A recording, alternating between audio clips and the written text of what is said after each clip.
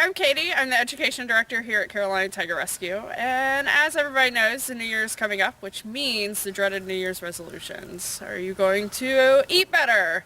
Exercise more? Well, I'm here to tell you about a couple easy ways to support us here at Carolina Tiger Rescue, and more importantly, support these cats both in captivity and in the wild.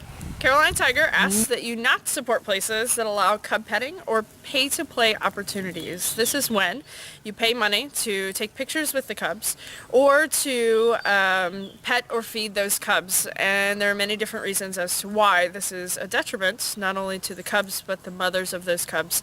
One reason is those cubs are taken from their mothers shortly after they are born. They can only be used from the ages of 8 weeks to 12 weeks, and so they're only worth money to those people in those facilities for 4 weeks of their life. And then they are too old to be allowed to be held by the public.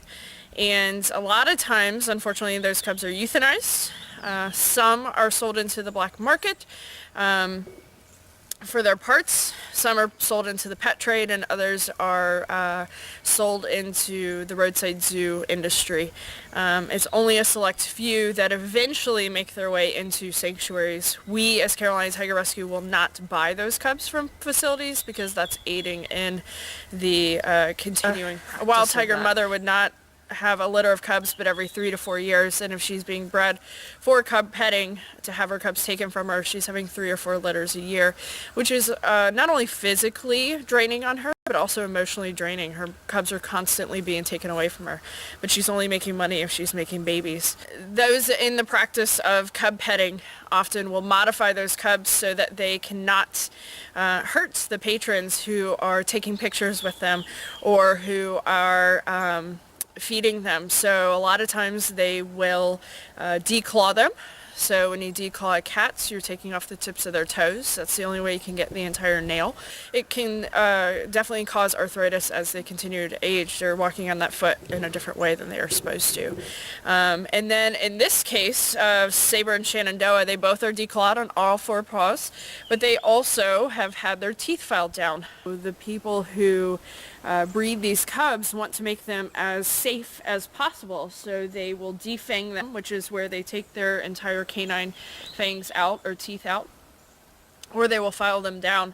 And Saber and Shenandoah's canine teeth are filed down so far the pulp is exposed, the nerve is exposed, and that is something that we will have to have a big cat dentist come in and actually do either root canals or extract those teeth so that they don't get infected and so that they can continue to live their life here. So for 4 weeks of these guys' lives, they were making money for those people, and now Saber is 7 and has had to live with those scars and will continue to do so, and Shenandoah is 16 and will continue to have to live with those scars for 4 weeks of money-making potential. Carolina Tiger asks that you not support entertainment facilities or the movies or the circus that uses wild animals as a form of entertainment.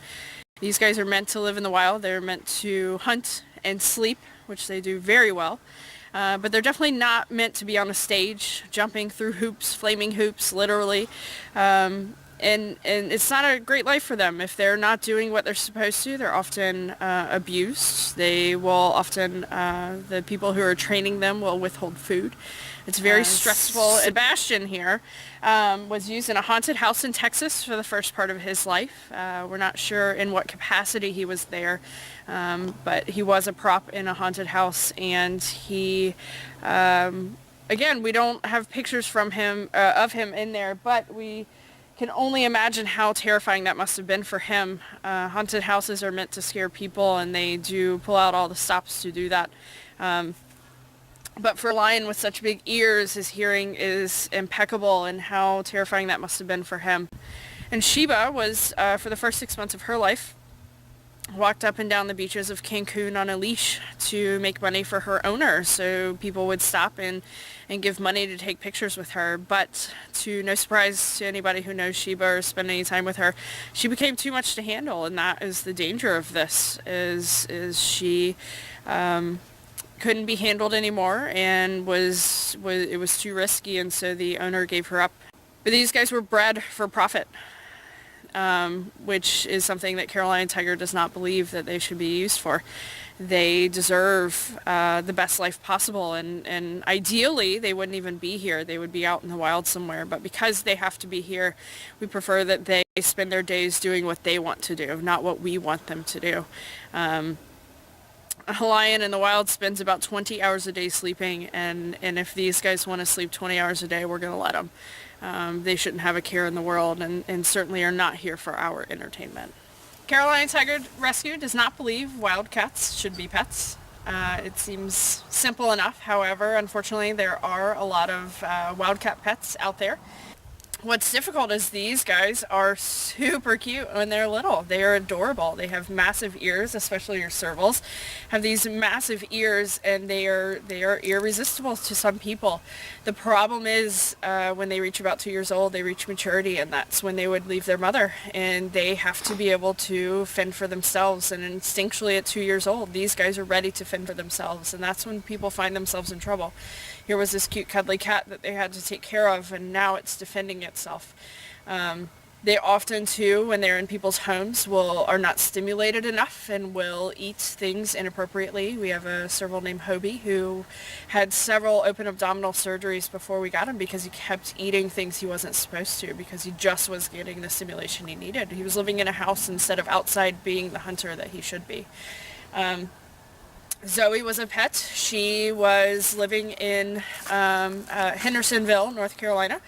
She was found when the owners were served a warrant for their arrest for unrelated charges, and as the warrant was being issued and the house was being searched, they found Zoe in a small dog crate in the garage, standing in several inches of her own feces. What that tells us was this family got her as a pet because they thought it would be cool, or they thought it was a great idea, and then she became too much to handle, and the only thing they knew to do for her was to stick her in a crate so that she couldn't hurt anybody. And that's the unfortunate thing about when people get these guys. They don't know how to take care of them. They're so easy to get because in North Carolina, again, it's not illegal, and they're so easy to come by, and people think, well, they're a cat, so I feed them cat food. These guys have never been domesticated. They are wild cats that have to eat meat to survive, and they need spaces. They need to be outside. That is where they belong. And so we please ask that you not support places that are selling them as pets. We ask that you not get one as a pet.